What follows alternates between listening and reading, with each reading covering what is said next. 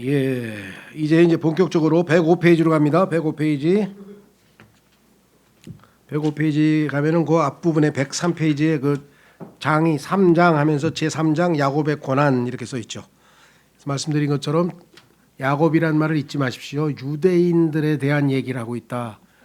그런데도 불구하고 예수님께서 끝까지 견디는 자는 구원을 받는다는 얘기를 유대인들에게 하신 얘기를 갖다가 자꾸 교회 시대 성도에게 적용해가지고 구원 잃어버리면 어떡하냐고 불안해하면 안 된다 그랬죠. 근데 의외로 그런 사람이 너무 많아요. 이런 말로 또 사람들을 마음을 이렇게 잡아가지고 자기가 이용해 먹으려고 그런 사람들도 있고.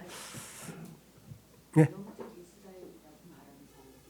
예, 그러니까요. 그러니까 영적 이스라엘하고 실제 이스라엘하고 다른 건데 자꾸만 우리를 이스라엘로 몰고 가려 그러면 안 되죠. 영적 이스라엘이라고 하는 것은 갈라디아서의 영적이란 말도 아니고 하나님의 이스라엘이라는 말이 한 번 나와요. 교회를 명칭할 때. 왜냐하면 우리가 이스라엘과는 구약의 예배라든가 이런 게 다 신약에와 다 매치가 되기 때문에 영적으로 비유적으로 설명을 가능하기 때문에 하는 얘기인데 그거를 잘못 적용하면 우리를 이스라엘과 갖다 붙이면 안 되거든요.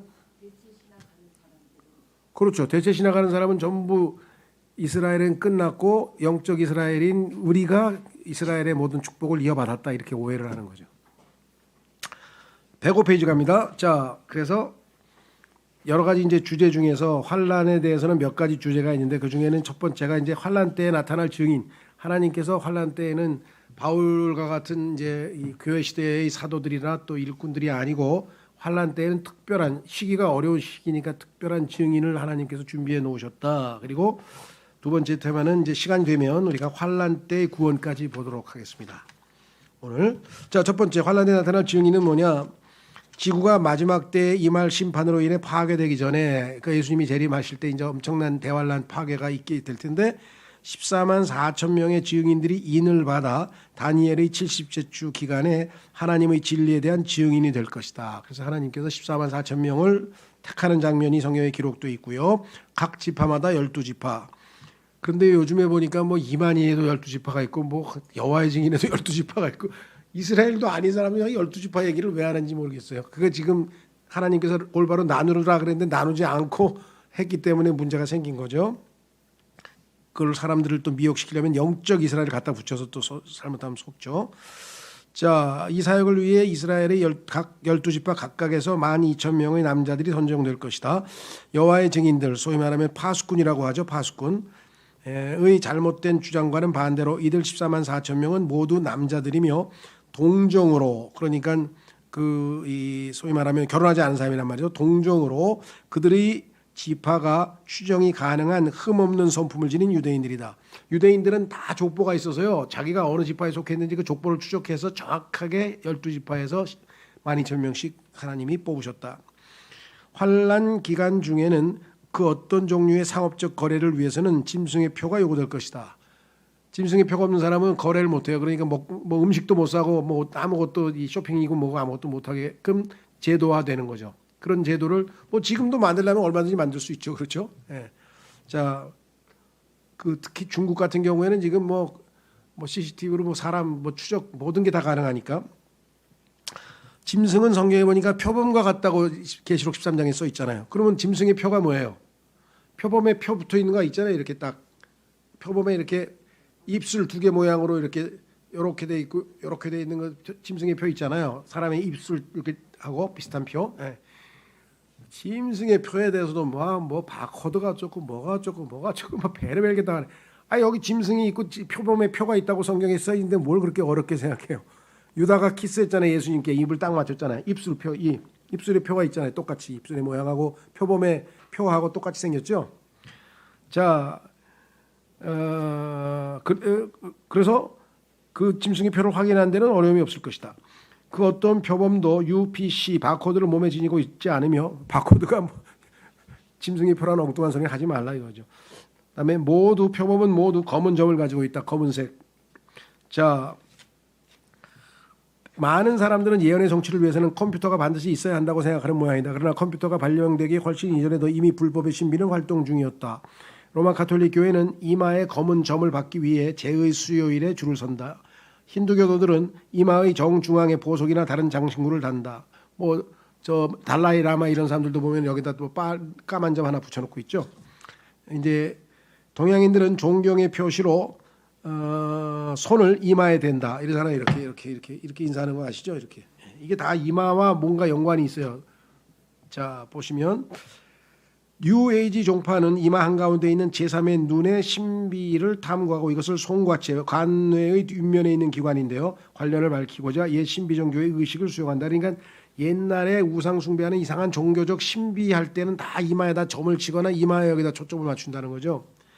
오늘의 치유사학자들은 영적 능력을 전달하기에 이마에 손바닥을 올려놓음으로써 마술의 능력을 나눠주게 된다. 치유할 때 치유 생각하잖아요. 순병 같은 데서 이마에다 탁 때리죠. 이마를 여기다 딱 때리고 이게 지금 뇌 안에 있는 송과선이라고 하는 어떤 분야와 연결을 시켜가지고 신비적인 종교적인 그런 느낌을 주려고 한다는 거죠.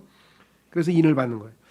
자, 계시록 13장 16절은 오른손 안에 받을 표에 관해 언급하고 있다. 세상의 여러 신화들에 나오는 신들, 힌두교의 우상들 그리고 교황의 인사 예식 등은 모두 종교적인 신비적인 종교의식의 일환으로 오른손을 들어 올리는 것을 그 특징으로 하고 있다. 히틀러도 흉내를 냈죠. 하이 히틀러 이렇게 손 딱 들고 그다음에 이거 뭐 이거 다 적그리스도와 관련된 어떤 그 이 표시죠.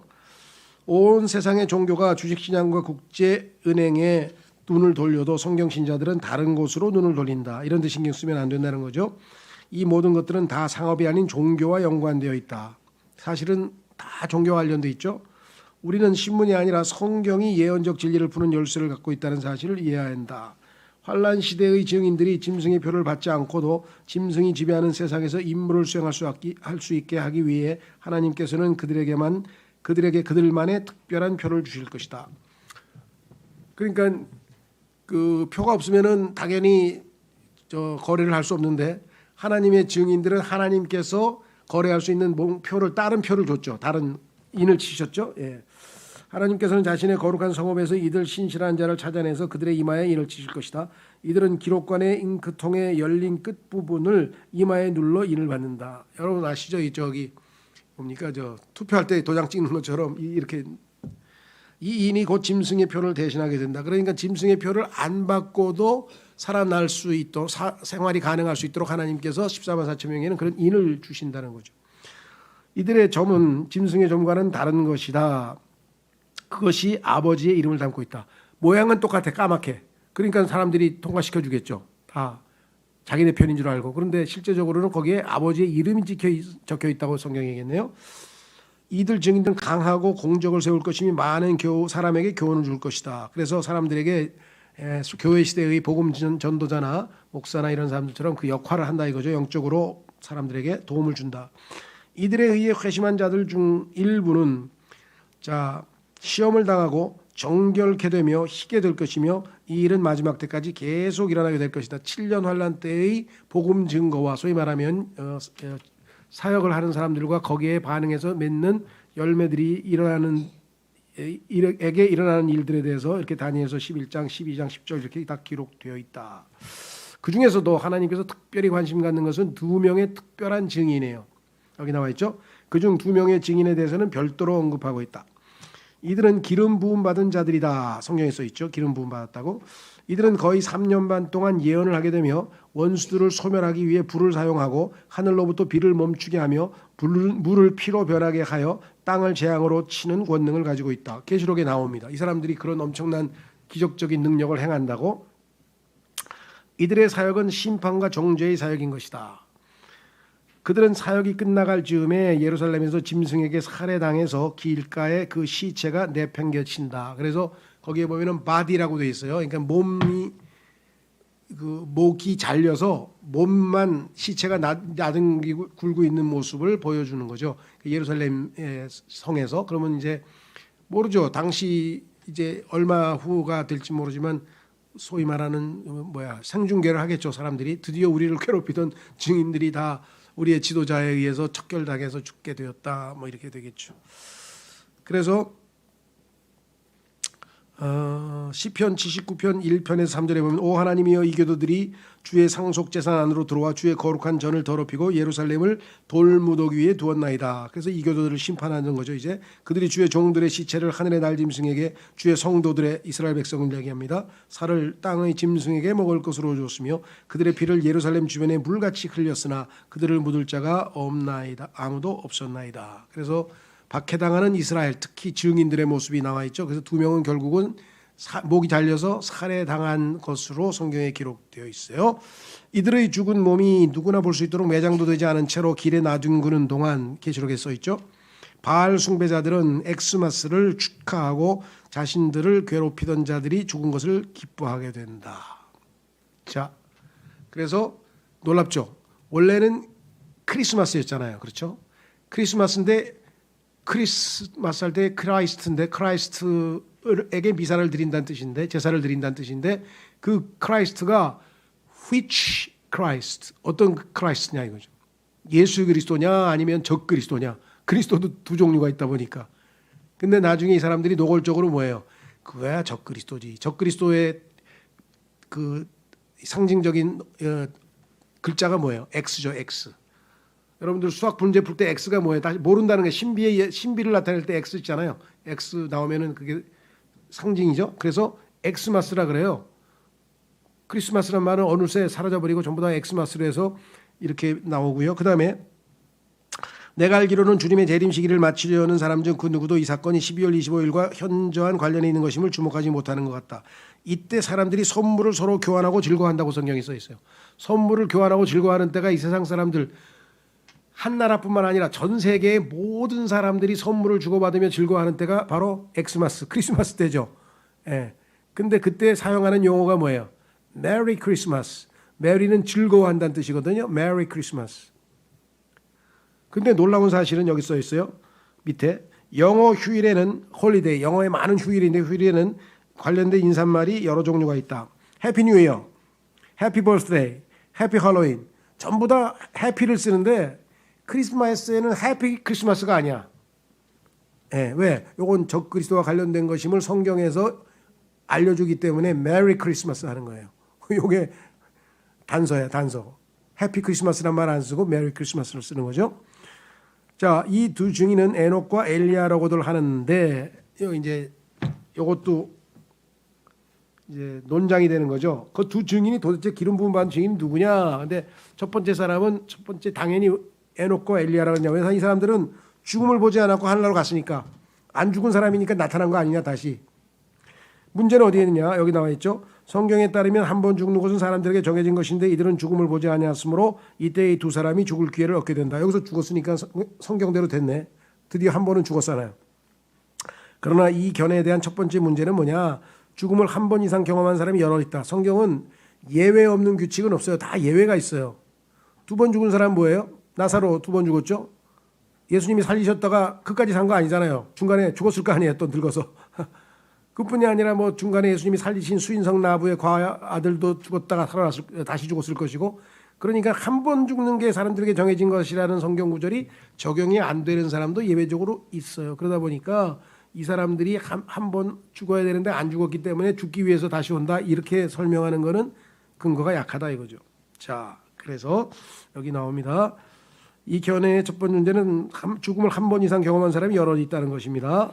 유두고도 있고 도르가도 있고 나사로 등의 육신의 죽음을 한 번 이상 겪었다. 둘째 문제는 뭐냐? 에녹이 계시록 11장에서 환난 때 죽게 될 두 증인 중에 한 사람이라고 한다면 결코 죽음을 맛보지 않고 하늘에 올라가게 될 교회 시대의 성도들의 예표가 성경에서 사라지고 만다. 자, 이 세상에는 예수님이 오늘 만약에 휴거가 발생하면 여기 있는 우리 모두는 죽음을 맛보지 않고 하늘로 바로 올라갈 거 아니에요. 그렇죠? 그러면 성경에는 역사적으로 그런 예가 하나 있어야 돼요. 항상 하나님은 예표를 남겨놓으셨기 때문에. 근데 에녹이 바로 그 사람이죠. 에녹은 죽지 않고 바로 하나님이 데리고 가서 없어졌던 사람이잖아요. 그러니까 에녹은 교회를 예표하는데 만약에 에녹이 여기 와서 죽으면 교회 시대에 죽음을 맛보지 않고 휴거되는 사람이 성경에서 없어져 버리잖아요. 예표가. 그러니까 에녹은 아닐 것이다. 여기 내려올 사람은 에녹이 해당이 안 된다고 지금 주장하는 겁니다. 그러면 가장 유력한 것, 100% 옳다 뭐 이건 아니지만 가장 유력한 것은 뭐냐, 성경에 보니까 올리브 그린이라고 하는 이 학자가 얘기를 했는데 모세와 엘리야다. 왜? 거기 나와 있는 일어나는 일들이 모세와 엘리야 시대에 실제로 일어났던 그런 일들이야 다. 보세요, 여기 나와 있죠. 구약 성경에 마지막으로 언급된 세 사람은 주님과 모세와 엘리야. 말라기에 나와요. 항상 셋이 짝을 이뤄서 세트로 나와. 이 구절의 문맥은 예수 그리스도의 재림과 지구가 겪게 될 환란이다. 몇몇 사도는 변화산에서 주님께서 왕으로서의 영광을 지닌 채 나타나셨을 때 하늘의 왕국이 임하는 것을 목격하였다. 이 셋째 하늘에서 산에 올라가서 예수님이 살아계신 것을 직접 목격한 모세가 두 사람 또 봤죠. 그게 뭐예요? 모세하고 엘리야를 만났다 그랬잖아요. 그럼 모세, 엘리야, 예수님 항상 세트로 가고 있어요. 그 다음에 성경에는 40주야를 금식한 세 사람이 40일 금식한 사람이 세 사람이 나오는데 모세와 엘리야, 예수님이에요. 그러니까 모세와 엘리야일 가능성이 제일 높다는 거죠. 계시록 11장의 사역과 관련하여 우리는 모세와 엘리야가 예수 그리스도께서 그리하셨듯이 그들도 이스라엘을 포함하는 특별한 사역을 수행하셨음을 주목해야 한다. 예수님도 나는 잃어버린 이스라엘 양들에게로만 간다. 예수님 말씀하신 것처럼 이 두 사람도 이스라엘만을 위해서 특별한 사역을 수행한 사람들이잖아요. 이들의 사역 하나하나에는 당시의 종교제도에 대한 결정적인 분량의 심판이 있었다. 성경에는 자신의 원수들이 아니고 원수들을 고치세요. 원수들이 아니고 원수들을 불사른 사람이 셋 등장한다. 자기의 원수를 불로 심판해버린 사람이 있는데 모세도 그랬고요. 엘리야도 그랬고요. 예수님도 그랬고 재림하실 때. 그러니까 세 사람은 세트로 나와요. 이들 세 사람은 기적적으로 물을 건넜으며 요단강. 이 세 사람 모두 사역 기간 중에 자연에 대한 초자연적인 권능, 여기 이제 자연에 대한 권능인데 그냥 일반적인 권능이 아니라 초자연적인 기적의 권능이죠. 을 행사했다. 이 둘 중 하나가 엘리야라는 사실을 반대하는 자들은 그런데 엘리야, 모세 가능성이 제일 높기는 한데 그래도 아닌 것 같아. 왜? 성경에 보니까 엘리야가 사실은 요한이라 그랬잖아요. 예수님이. 세례 요한이 침례인 요한이 엘리야라고 예수님이 말씀하셨다 그러면은 어떻게 엘리야가 될 수 있느냐 이렇게 얘기했어요. 자, 그래서 이게 또 굉장히 중요해요. 예수님께서 말씀하셨을 때는 침례인 요한이 엘리야라고 했는데 조건이 붙어 있었어요. 이들이 이 사실을 받은, 즉 예수님을 왕으로 모셔드려서 천년왕국이 세워진다면, 근데 거부했으니까 엘리야가 될 수가 없었죠. 침례인 요한은. 그렇죠. 그리고 요한은 엘리야의 영과 권능으로 왔다 그랬지 엘리야라고 또 돼 있질 않아요. 그러니까 성경 구조를 쭉 찾아보면은 유대인들이 예수님을 왕으로 모셔서 받아들였더라면 요한이 엘리야야. 그런데 그렇지 않았기 때문에 엘리야는 나중에 말라기에 보면 다시 와야 돼. 새로 엘리야가 다시 온다고 성경에 기록돼 있어요. 그렇죠? 따라서 여기 써 있습니다. 그 얘기가 이 둘 중 하나가 엘리야라는 사실을 반대하는 자들은 침례인 요한이 엘리야에 대해 예언된 모든 것을 성취됐다고 주장한다. 마태복음에서 그리스도께서 요한이 예언된 그 엘리야라고 말씀하셨다는 것이다. 그러나 그리스도의 이 선언은 만일 너희가 그것 왕국을 받아들이려 할진데 그러면 요한이 되는데 안 받아들였으니까 아니죠. 그런데 이들은 왕국을 거부했고 결과적으로 요한은 예언을 성취할 엘리야가 될 수 없었던 것이다. 스가랴에게 요한에 대해 예언한 천사 역시 엘리야의 영과 권능으로 그분보다 앞서간다 그랬지 엘리야라고 선언하지 않았죠. 요한이 문자적인 엘리야라고 하지는 않았다. 더군다나 요한 자신 역시 자기가 엘리야라는 사실을 부인한다. 네가 엘리야냐 그러니까 요한이 침례인 요한이 나 아니야.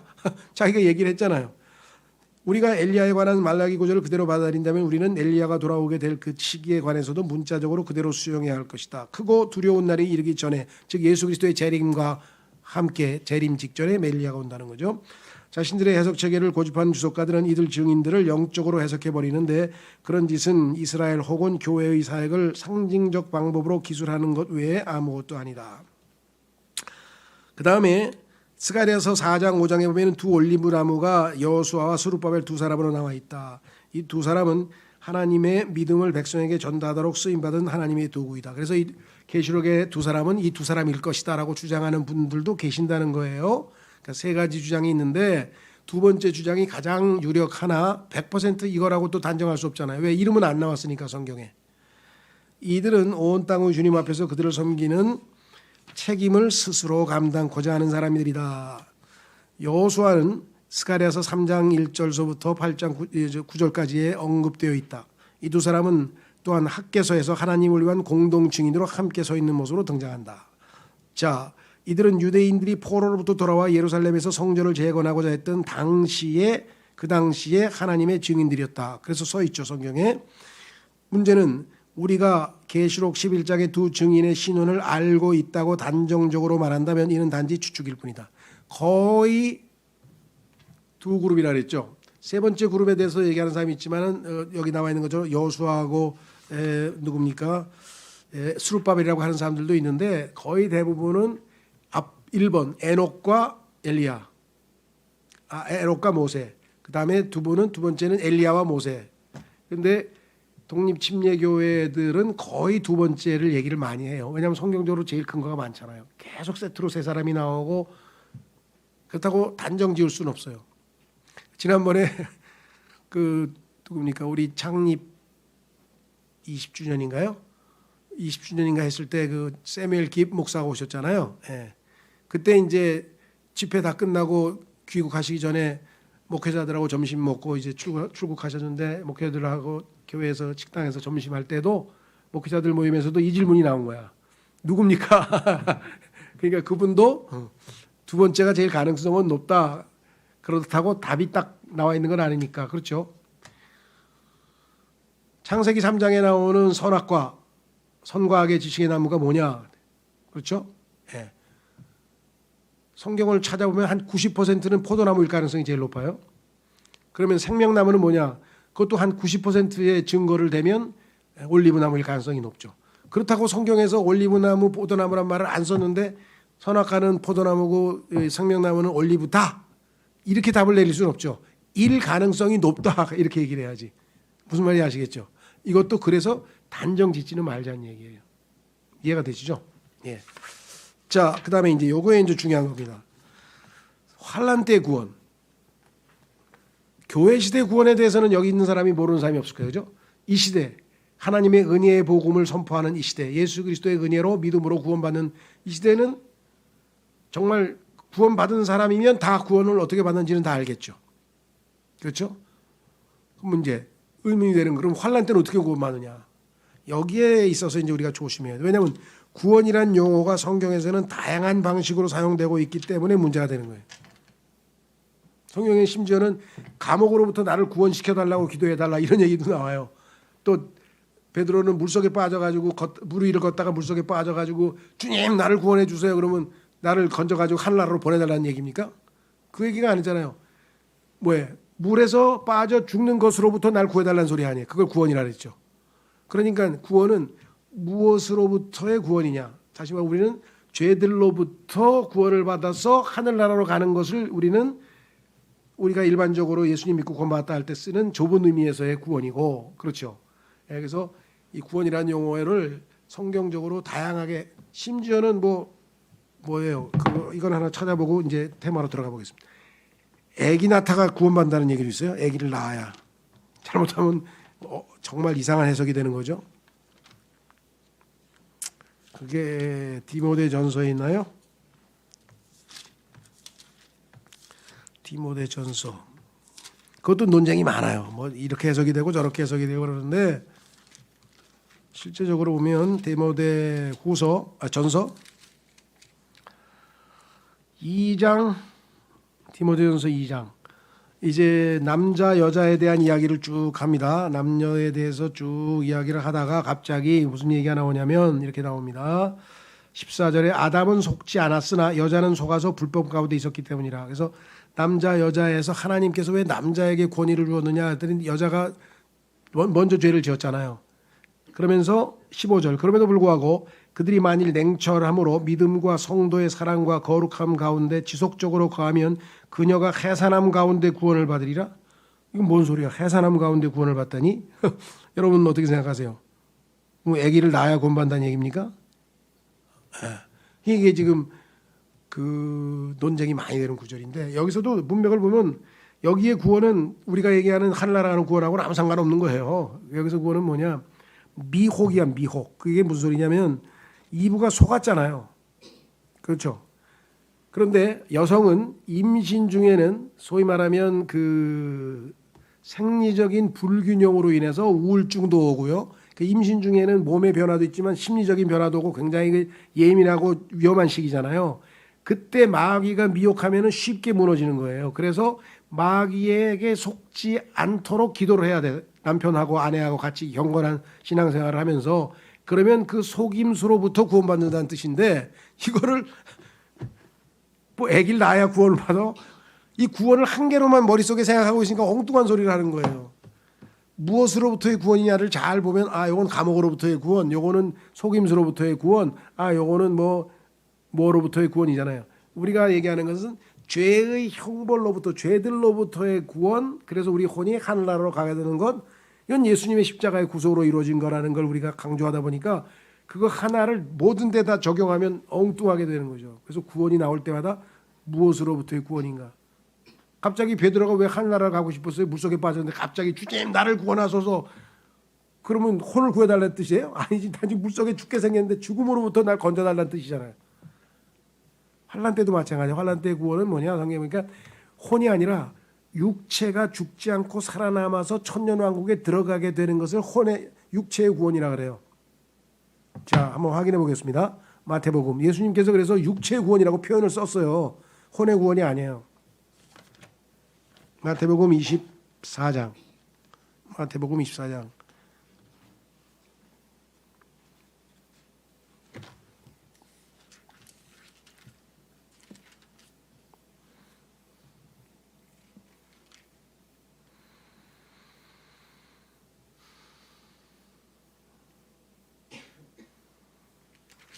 자, 여기 보시면은요. 뭐라고 되어 있는가? 21절. 예수님이 대환란이라는 언급을 하게 됩니다. 유대인들에게 있게 될 그 시기, 야곱의 고난의 시기를 언급하면서 21절. 이때 이는 그때 대환란이 있을 것이기 때문이니 세상의 시초 이후로 이때까지 그와 같은 것이 없었으며 없나니 앞으로도 결코 없으리라. 그런즉 그 날들이 단축되지 아니하면, 그래서 하나님께서는 7년으로 단축시켜 놨잖아요. 7년으로 단축시켜 놨죠. 어떤 육체도 육체의 구원에 대한 얘기예요. 그래서 살아남아서 천년왕국으로 들어가는 거예요. 그렇죠? 예. 어떤 육체도 구원받지 못할 것이라. 그러나 택함 받은 자들 위하여 그날들이 단축되리라. 유대인들 중에서 하나님이 택하신 자들을 다 지켜보호하시겠다. 그 전부 유대인 문맥인데 이거를 막 교회 시대에다 갖다 붙여가지고 막 구원의 종류도 다르고 이 대상도 다른데 엉뚱하게 해석하면 안 되겠죠. 자, 그러면 111페이지로 가셔서 이제 환란 때 구원을 한번 총정리해 보겠습니다. 환란. 대환란 기간 동안 사람들이 어떻게 구원을 받는가에 대해서는 많은 논란이 있다. 그렇죠. 이것도 논란 중에 하나죠. 이 주제에 대해 제대로 연구를 하려면 사전에 다음 두 가지 질문에 먼저 답변을 얻어야 된다. 이거부터 해결해야 문제가 풀린다. 첫째, 무엇으로부터 구원인가 이거예요. From what? 지옥의 형벌로부터 구원이에요? 아니면 죽음으로부터의 육체적인 죽음으로부터의 구원이에요? 아니면 감옥으로부터의 구원이에요? 아니면 미혹으로부터의 구원이 뭐가 있잖아. 두 번째, from what 대신에 unto what, 무엇으로 구원이냐. 구원을 받은 다음에 구원의 목적지가 뭐냐 이거죠. unto what, 무엇을 향한 구원인가. 자, 교회 시대에는 여러분과 제가 지금 살고 있죠. 교회 시대에 거의 끝 무렵에 와 있는데 우리는 죄로부터 구원을 받아 영생을 얻는다. 환란 때에는 죽음으로부터 구원받아 천년왕국으로 들어간다. 그러니까 구원의 종류가 다르죠. 육체의 구원이고 우리는 혼의 구원이고. 그렇죠. 한 가지 예를 들어보자. 여호와의 증인은 여러 책자들을 들고서 집집마다 찾아다니며 예수를 믿고, 여호와의 증인도 예수님 믿으라 그럽니다. 제한된 범위 안에서 이스라엘에게 주어진 구약의 율법을 지키면 어느 정도에 이르기까지 그 사람은 지상에서 낙원에 거할 수 있게 된다고 말한다. 파수대 책자들이 지지하고 있는 이 이론은 성경 구절들의 문맥을 무시하고 끼워 맞추어 만들어진 것들이다. 성경 말씀은 잘못된 곳에 잘못 적용하는 것보다 더 위험한 짓은 없다. 환란 때 유대인에게 적용되는 성경 구절을 교회 시대의 성도들에게 적용하면 어떻게 되겠어요? 그렇죠? 예. 그러니까 그 요즘에 보면은 뭐 영양제도 써 있잖아요. 뭐 그 뭐예요? 그 센트룸 보니까 써 있대. 뭐 실버 우먼. 그러면 이거 여자 중에서도 나이 든 여자들이 먹으라고 써 있어. 그런데 그거를 초등학교 남자애가 먹으면 어떻게 되겠어요? 예를 들면 대상이 다르잖아요. 성경이 제일 위험한 거야. 그래서 하나님이 왜 rightly dividing 올바로 잘 분류해 가지고 자, 그래서 역사는 반복된다. 전도서에 보면 과거, 현재, 미래가 계속 반복된다고 했고요. 출애굽기에서 이스라엘 민족은 어린 양의 피로 구속을 받았죠. 속박에서 벗어나 침례를 받았죠. 모세에게 침례받았다고 고린도전서에 써 있습니다. 그러나 그들이 주님을 거슬러 죄를 지었을 때 그들은 적과 꿀이 흐르는 땅으로 들어가지 못한 채 광야에서 죽었다. 민수기본이 나오죠. 출애굽기에서 신명기에 이르기까지 조심스럽게 읽어보면 이들 이스라엘 사람들 중 그 누구도 하늘에 있는 영생을 바라보고 있지 않았음을 알게 된다. 어린 양의 피를 발라가지고 이 사람들이 하늘나라, 우리처럼 하늘나라 가는 복을 얻었을까요? 아니에요. 유대인들은 민족은 땅의 민족이기 때문에 하늘나라 가는 것은 하나님이 언급도 안 하셨어요. 하나도. 여기는 가나안 땅에 가서 하나님의 율법을 지키면 하나님께서 세 가지 축복을 준다 그랬어. 물질적인 축복 뭐예요? 안전하게 지켜준다. 외국의 침략으로부터 지켜주고, 그다음에 두 번째 질병으로부터 건강하게 해주고, 세 번째 농사를 짓든 가축을 키우든 다 풍성하게 열매를 얻어서 잘 먹고 잘 살게 해주겠다. 이 물질적인 축복을 세 개를 유대인에게, 이 땅에 사는 민족에게 해줬는데, 예수 믿고 교회 다니면서 이 축복을 바라고 교회를 다니면 이게 완전히 초점을 잘못 맞춘 거잖아요 지금. 그래서 에베소서에서는 뭐라 그랬어요? 우리를 보고 천상에 있는 영적인 복으로 복을 주셨다 그랬는데 왜 자꾸만 물질적인 복에다가 초점을 맞추냐. 자, 다시 돌아오십니다. 그래서 이 사람들 영생에 대한 관심 하나도 없었어요. 이 땅에서 잘 먹고 잘 살고 그것만 머릿속에 담겨 있던 사람들이에요. 그들이 출애굽 여정, 광야 여정, 명령, 율법, 그리고 심지어는 희생물과 예물까지도 모두 다 하나님께서 그들의 조상 아브라함에게 약속하신 그 땅에서의 삶을 겨냥하고 있다. 땅에서 잘 먹고 잘 살라는 게 목적이죠. 이 사람들은. 따라서 대환란 기간은 교회는 사라졌고 하나님께서는 다시 한번 이스라엘 민족을 민족으로서, 개인이 아니고 민족으로서 다루고 계시며 하늘의 왕국에 대한 약속이 다시 유효하게 된 상황이다. 이 사람은 하늘의 왕국, 우리는 뭐예요? 영적인 하나님의 왕국. 하나님의 왕국은 성령 안에서 의와 화평과 기쁨. 하나님의 왕국하고 하늘의 왕국하고 다른 거잖아요. 하늘의 왕국은 이 땅에서의 물질적인 축복. 그럼 유대인은 물질적인 축복을 따르는 하늘의 왕국의 백성이고 우리는 영적인 하나님의 왕국의 백성이고 다르잖아요. 이걸 헷갈리면 안 되는 거죠. 그래서 성경에 보니까 여러분들 그 올리브 나무 가지가 뭐 이렇게 접붙여졌다가 다시 뭐 다시 잘려지고 뭐 이런 거 나오잖아요. 그 구절 잘못 읽고 또 구원 잃어버린다는 사람이 있어요. 구원하고 아무 상관없는 게 이게 유대인 민족에 대한 얘기야. 개인에 대한 얘기도 아니야. 유대 민족에 대한 얘기야. 그리고 이방인도 집합적으로 유대인들이 예수님을 이방인들이 이제 교회 시대가 끝날 무렵에 우리는 예전에 이방인이었죠. 아직 안 믿은 우리 이방인들이 드디어 이제 복음을 거부해가지고 예수님을 더 이상 안 믿으면 교회가 휴거되고 끝났잖아요. 은혜의 시대는. 그러면 유대인들이 잘렸던 올리브나무에서 잘렸던 유대인들이 다시 접붙임을 받아서 유대인들도 하나님의 축복을 받을 기회가 주어진다. 이 얘기를 하고 있는데 그 이방인들이 기회가 끊긴다는 얘기를 왜 내가 올리브나무에 접붙여 있다가 이제 잘려서 난 다시 구원 잃어버린데 왜 개인의 구원에다가 갖다 붙여가지고 딴소리를 또 하냐고. 근데 목이 아프게 했는데 요즘에 또 전화하는 사람이 있어 나한테. 그래서 이제 써놨어 그분에게. 죄인에 대해서 물어보는 사람 이름은 몰라. 벌써 한 5번 받은 것 같아. 똑같은 레코드판 틀어놔도 돼. 와, 그거 한 20분 얘기하고 나면 그냥 기분이 쪽 빠져. 자, 여기서 그래서 중요한 거는 뭐냐? 이때 신실한 사람들은 메시아께서 세우실 지상왕국에서 천년왕국이죠. 거하게 될 것이다. 우리는 대환란 때 사람들이 이집트에서 나왔던 그들의 조상들과 동일한 운명을 겪게 될 것이라는 사실을 다음 4가지로 살펴보고자 한다. 그러니까 유대인들은 이 땅에서 예수님이 직접 왕으로 통치하는 그 왕국에서의 축복을 바라보고 사는 거지. 우리처럼 예수님 믿고 하늘나라 가서 새 예루살렘에서 그냥 다이아몬드 황금길을 걸으며 이거는 생각도 안 해요. 유대인들은 관심도 없어. 땅의 민족이에요. 땅의 민족.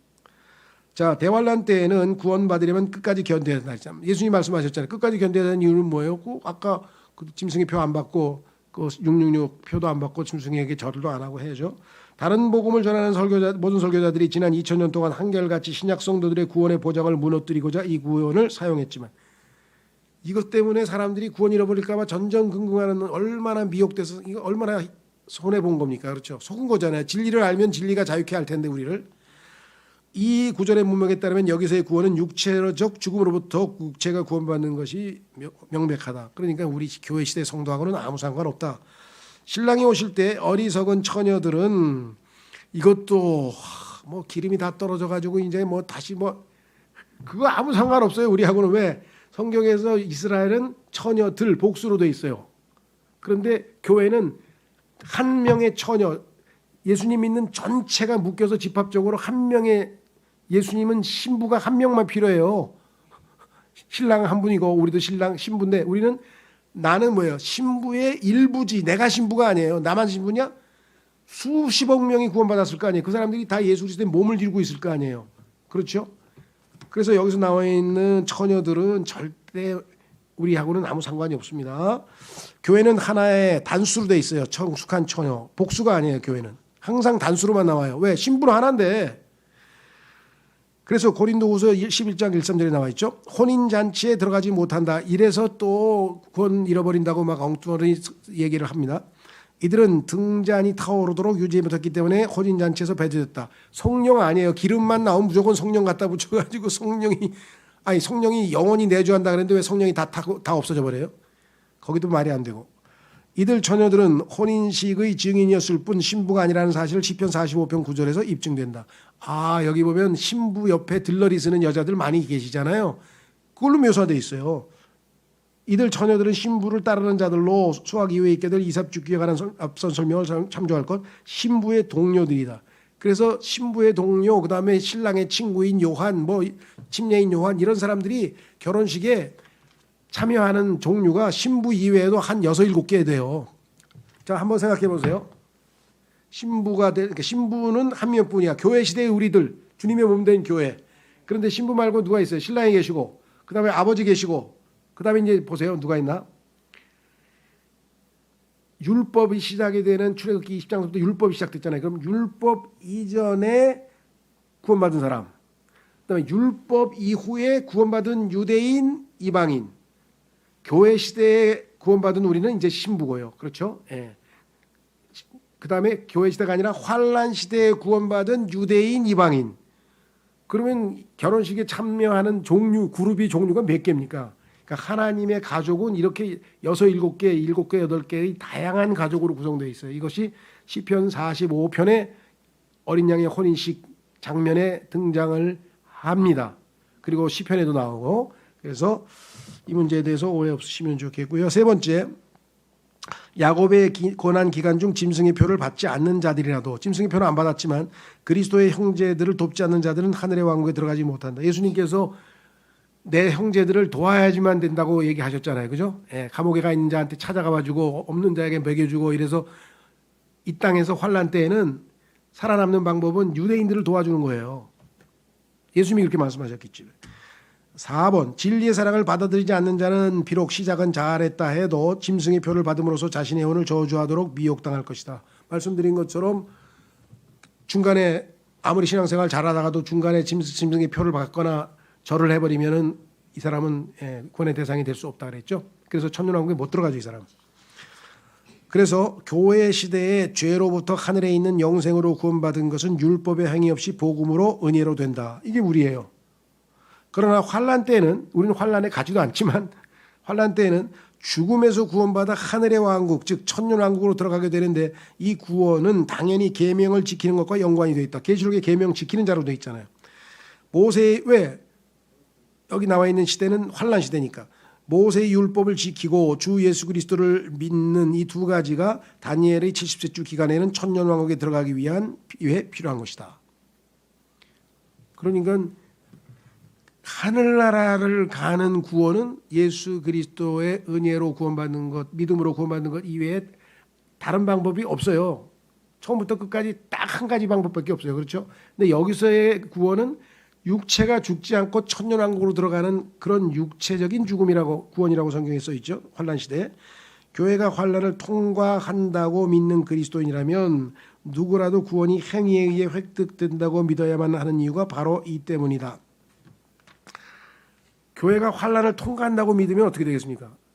환란에 가보니까 율법을 지켜야 구원받는다고 돼 있으니까 그렇게 믿으려고 하는 잘못된 경향이 있지만, 교회는 당연히 환란을 통과하지 않으니까 잘못된 믿음을 가지고 있는 거죠. 그러니까 하나님께서 말씀하시는 올바로 나누어서 성경 공부한다는 게 얼마나 중요한 것인가. 누구에게 해당되는지, 어느 시대에 해당되는지. 교회 시대는 끝났는데 왜 교회 성도 얘기가 나와요? 기억나세요? 지난주에 3장에서 2장 3장에서 교회에 대한 언급이 나온 다음에 4장서부터 19장까지는 교회란 말이 단 한 번도 안 나오잖아요. 왜? 이게 유대인의 환란 시대인데 왜 교회가 갑자기 셋째 하늘에 가 있는 교회에 대해서 왜 갑자기 언급을 해요?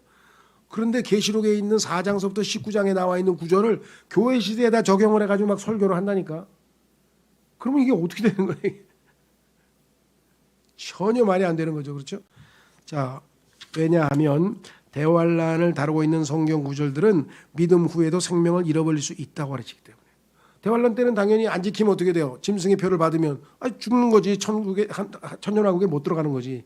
그러니까 구원을 잃어버릴 수도 있다고 가르치는 사람은 교회 시대의 성도가 환란 시대에 적용되는 교리를 자기에다가 잘못 적용한 거야. 그렇죠? 이해가 되세요? 네. 이런 일들이 얼마나 비일비재하게 벌어지는지 몰라요. 하나님께서는 자 한번 확인해 보겠습니다. 디모데후서 2장 15절. 이거 정말 그 킹제임 성경을 믿고 세대주의를 통해서 성경을 제대로 공부하려고 하는 사람들은 하나님의 이 명령은 정말 아예 그냥 잘 새겨서 붙들고 있어야 돼요. 여기서 놓치면은 또 미끄러져서 이상한 일들이 벌어지게 돼요. 디모데후서 2장 15절 정말 위대한 구절이죠.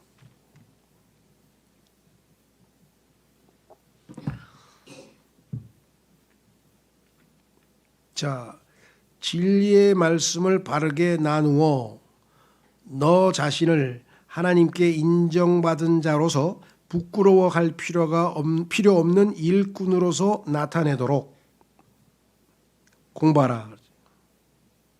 그렇죠? 그러니까 이 구절에 보면 세 가지 요소가 들어가 있어요. 자, 여기 나와 있는 것 첫 번째, 영어 성경으로 하면 더 편한데요. 자, 첫 번째 그냥 공부하라 이거예요. 공부하라. 하나님의 일꾼이 되려면 공부를 해야 돼. 이제 공부하라. 무엇을 공부해야 되냐? 진리의 말씀을 공부하라 이게. 딴 거 공부하지 말고 뭐 설교학, 뭐 철학, 무슨 신학, 역사 뭐 이런 거 이상한 거 공부하지 말고 진리의 말씀을 공부하라 이게. 진리의 말씀을 공부하라. 첫 번째, 두 번째. 그러니까 하나님의 일꾼이 되려면 무엇을 해야 될까요? 첫 번째, 무엇? 진리의 말씀을 공부하라. 두 번째, 왜 우리는 진리의 말씀을 공부해야 될까요? 하나님 앞에 인정받아서 그 부끄러워할 필요가 없는 일꾼이 되려면 그 목적으로 해야 돼. 왜? 그러니까 무엇을 왜? 그다음에 세 번째가 뭐야? 이게 중요한 거지. 어떻게 공부해야 되는데요? 올바로 나누어서 유대인, 이방인, 교회, 이 세 그룹이 있어서 다르구나. 그렇죠? 성경에 보니까 이 세상에 있는 사람 중에는 본성에 속한 사람, 구원받지 못한 사람이 있고, 구원은 받았는데 육신적인 그리스도인 갓난아기가 있고, 그리고 영적인 사람, 성숙한 사람이 있구나. 나누어서 공부해야지. 나누어서. 그렇죠? 영적으로 아직 어린 사람이 있고, 청년이 있고, 그 다음에 아버지가 있고, 그 요한일서에서는 그렇게 나눴죠. 또 어린 자녀들아, 청년들아, 아비들아, 이렇게 셋으로 나눌 수도 있고, 본성에 속한 자들아, 육신적인 자들아, 영적인 자들아, 이렇게 나눌 수도 있고. 하나님이 창세기 1장에서 제일 먼저 한 게 뭐예요? 창조하신 다음에 회복하는 창세기 1장 3절에서 빛이 있으라 해서 드디어 이제 재창조가 시작이 됐는데, 쫙 첫 번째 한 게 뭐예요? 빛을 어둠으로부터 나누었다. 하나님이 제일 좋아하시는 게 나누는 거예요. 빛과 어둠을 나누는 거야. 여러분들 제일 소위 말하면 이 학문에 있어서 세계적인 대학자들이 하는 게 뭔지 아세요? 분류하는 거예요. 분류. 다 분류해가지고 여기는 여기에 속하고 여기는 여기 다 분류해가지고 주 달아가지고 그냥 논문 쓰면 나오는 거예요. 그러니까 논문은 그냥 분류하고 주 다는 거 그거 하면 그냥 논문이 나오는 거예요. 요거를 주장하는데 요게 같은 계통이 요거 있구나. 요걸로 돼야지. 요거는 또 다른 걸로 잘 분류하는 거. 여러분 도서관도 보면 제대로 보면은 책 짝짝 하면 금방 찾죠. 요거 자연과학에 속한 건데 요거는 뭐 19세기의 과학자들이 가는 건데 뭐 그 분류표를 딱 보면 2에 3에 있구나. 이 3 딱 가면 그거 착 나오잖아요. 분류를 잘해야 돼. 하나님께서 이게 올바로 나누라 그랬고 창세기서부터 하나님은 나누죠. 유대인 이방인 나눠야 돼. 그렇죠? 계속 나누시는 거예요. 이거 분류를 안 하고 뭐예요? 그냥 우리나라 사람 좋아하는 짬뽕밥을 만들면 안 돼. 비빔밥을 만들면 안 돼. 이건. 그래서 여기 나와 있는 것처럼 하나님은 세 가지를 한다. 하나님의 여러분도 하나님의 일꾼이 되려면 세 가지를 해야 되는데 첫 번째는 진리의 말씀을 공부하라. 왜요? 하나님 앞에 부끄러움 당하지 아니하는 일꾼으로 인정받기 위해서 어떻게 공부해야 되는데요? 올바로 잘 나누어서. 그렇죠? 자, 그래서 요 나누는 거는 뭐냐면요. 나누어서 같은 것, 비슷한 종류는 비슷한 것 종류께로, 다른 거는 다른 것으로 이렇게 분류하는 거예요. 그렇죠? 그래서 뭐뭐처럼 뭐뭐 같이 뭐뭐처럼 뭐뭐 같이 그렇게 성경에 예수님이 비유적으로 설명한 거는 전부 다 비슷한 것끼리 모은 거예요. 그렇죠? 예. 예를 들면 뭐 지옥은 어떤 곳입니까? 지옥은 난지도 같은 쓰레기 태우는 곳이야. 난지도와 같은 곳이야. 아, 그러면 난지도와 지옥의 유사점을 우리가 알 수 있죠. 새 예루살렘은 어떤 곳입니까? 뉴욕과 같은 큰 맨하탄과 같은 엄청난 큰 도시야. 뭐뭐처럼 뭐뭐 같이. 다른 거 같은 거를 잘 분류한 다음에 반복 훈련을 하면은 모든 학습은 가능해지는 거예요. 그래서 성경도 정말 이 기본을 놓쳤기 때문에 마찬가지예요. 여러분 뭐 똑같이 저도 그 구원받고 나서 막 여기저기서 성경 배우고 장로교수도 배우고 뭐 막 이 책도 사서 보고 막 선교단체도 가보고 뭐 이것도 해보고 저것도 해보고 뭔가 이 성경이 막 모순되는 거 같기도 뭐 뭔가 이상한 것 같기도 하고 그래도 막 열심히 했죠. 오늘날 킹제임 성경을 알고 성경 공부하는 방법을 딱 알고 딱딱 나눠가지고 세대적으로 해서 딱 아이고 이게 모순이 아니고 그냥 딱딱 맞는 얘기네 다. 그렇죠? 예, 그래서 사람들이 세대주의에 눈을 뜨는 순간 라킨의 세대적 진리라 또는 그 다시 보는 성경 또는 성경 바라보기 같은 책 하나 딱 보는 순간에 그냥 하나님의 왕국하고 하늘의 왕국하고 이게 다른 거구나. 교회하고 유대인 이스라엘하고 다른 거구나. 다른 거구나. 알면 영적으로 이제 눈이 뜨인 거겠죠. 그러니까 우리가 뭐 시간 주어진 범위 내에서 하여간 이 정말로는 조금 아마 공부를 안 하신 분은 속도가 무지하게 빠를 것 같아요. 근데 진도를 맞추려면은 방법은 이거밖에 없어. 그래서 여러 번 읽으시면서 궁금한 거 있으면 하여간 또 체킹도 하시고 다음 주에 만나겠습니다. 네. 마쳤습니다.